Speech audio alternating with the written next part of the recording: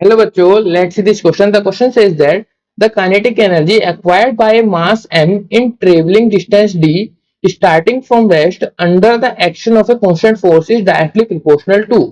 So हमें बताना है सिंपली यहाँ जो की कॉन्सेप्ट यूज करेंगे वो यूज करेंगे काइनेटिक एनर्जी पे और इसमें डिस्टेंस में क्या रिलेशन होता है वो यूज करना है. तो सिंपल की कॉन्सेप्ट यूज करेंगे.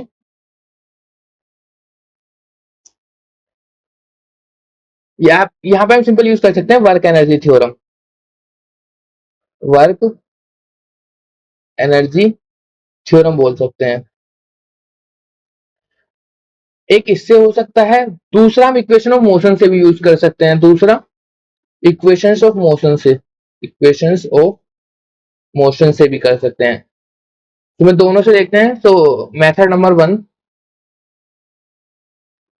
मेथड वन क्या है, वर्क एनर्जी थ्योरम क्या कहता है कि work done by all the forces equal to होता है चेंज इन काइनेटिक एनर्जी.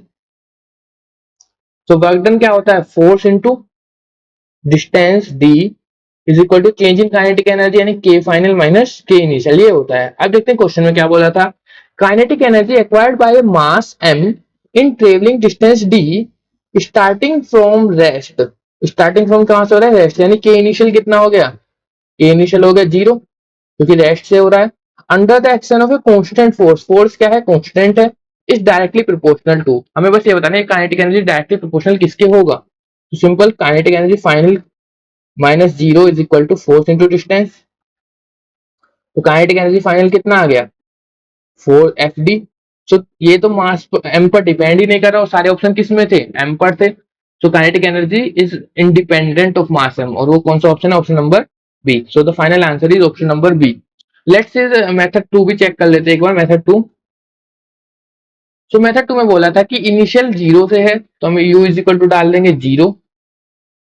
फिर उसके बाद क्या बोला है, मास m है starting from rest constant force से. तो हमें पता है इक्वेशन थर्ड मोशन क्या होती है, third equation motion v square is equal to u square plus 2as. यहाँ अप्लाई करेंगे v square is equal to 0 plus 2. Acceleration का फॉर्मूला क्या होता है, force by mass into s, कितना डिस्टेंस कवर किया d. यहाँ से v स्क्वायर की जो वैल्यू आ गई वो आ गई 2f/m इंटू डी. और सिंस हमें पता है जो काइनेटिक एनर्जी होता है वो क्या होता है 1/2 mv स्क्वायर. यहाँ से दोबारा अगेन पुट करेंगे वैल्यूज, v स्क्वायर की 1/2 m इंटू वी स्क्वायर है 2 इंटू f/m इंटू डी. तो m से m कैंसिल, 2 से 2 कैंसिल, तो यहाँ से बचा f into D. So again वही रिलेशन आ गया, काइनेटिक एनर्जी किस पर डिपेंड कर रही है, फोर्स इंटू डी पर.